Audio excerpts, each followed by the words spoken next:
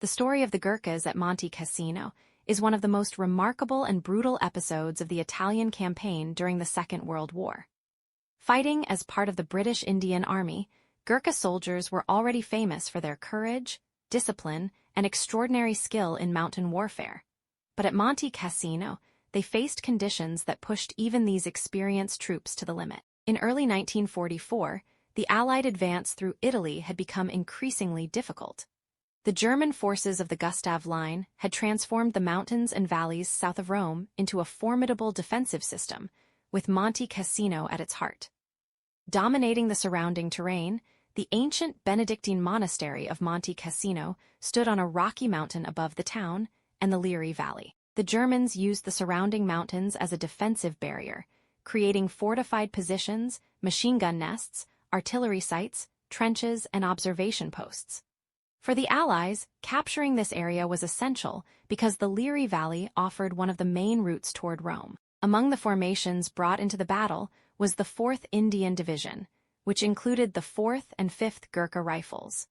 These troops were accustomed to operating in difficult mountainous terrain, but Monte Cassino was unlike anything they had previously experienced. Steep slopes, exposed ridges, rocky cliffs, thick vegetation, destroyed roads, and constant German artillery fire made every movement dangerous. During the Second Battle of Monte Cassino in February 1944, Gurkha units were involved in some of the fiercest fighting around the mountain. After the Allied bombing destroyed the monastery on February 15th, the battlefield became a chaotic landscape of rubble and shattered stone, while German defenders occupied positions among the ruins and on the surrounding heights. The Gurkhas were ordered to attack key ridges and positions overlooking the approaches to the monastery.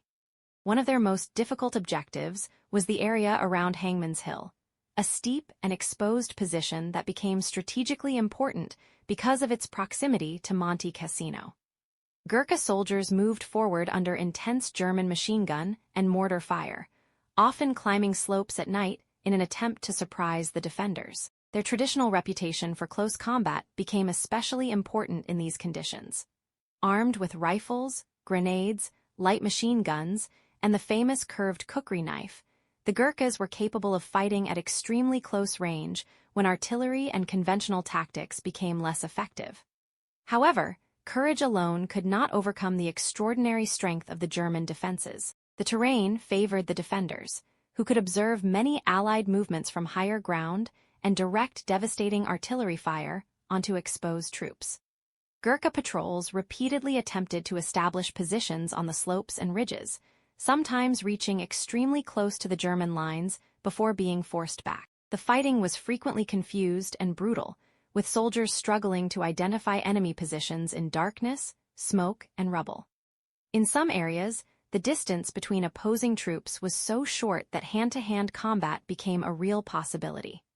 The Gurkhas suffered heavy casualties, but their determination earned the respect of both their Allied comrades and their German opponents. Their ability to move across steep ground, remain effective under extreme pressure, and continue attacking despite enormous losses made them particularly valuable in the mountain fighting. The battle around Monte Cassino continued through several Allied offensives, and the Gurkhas remained involved in the struggle for the surrounding heights. Their role was not simply that of soldiers charging directly toward the monastery. They were also used in reconnaissance, infiltration, patrols, and attacks against German defensive positions on difficult terrain. Their mountain skills allowed them to operate where conventional formations often struggled to move. Eventually, in May 1944, the Allies launched the 4th and final Battle of Monte Cassino, a coordinated offensive involving forces from Britain, India, Poland, Canada, France, and other Allied nations finally broke through the Gustav Line. The German defenders withdrew, and the road toward Rome was opened. Although the final victory came after months of fighting and enormous Allied losses, the contribution of the Gurkhas remains one of the most memorable chapters of the campaign.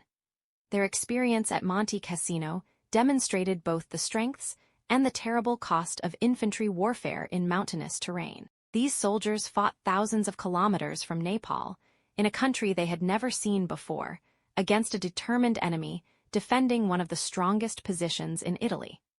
Their story is remembered not simply because of the legend surrounding the Gurkha soldier, but because of the discipline, endurance, and sacrifice displayed by ordinary men under extraordinary circumstances. At Monte Cassino, the Gurkhas faced cliffs, mines, artillery, machine guns, freezing nights, exhaustion, and relentless German resistance, yet they continued to return to the battlefield.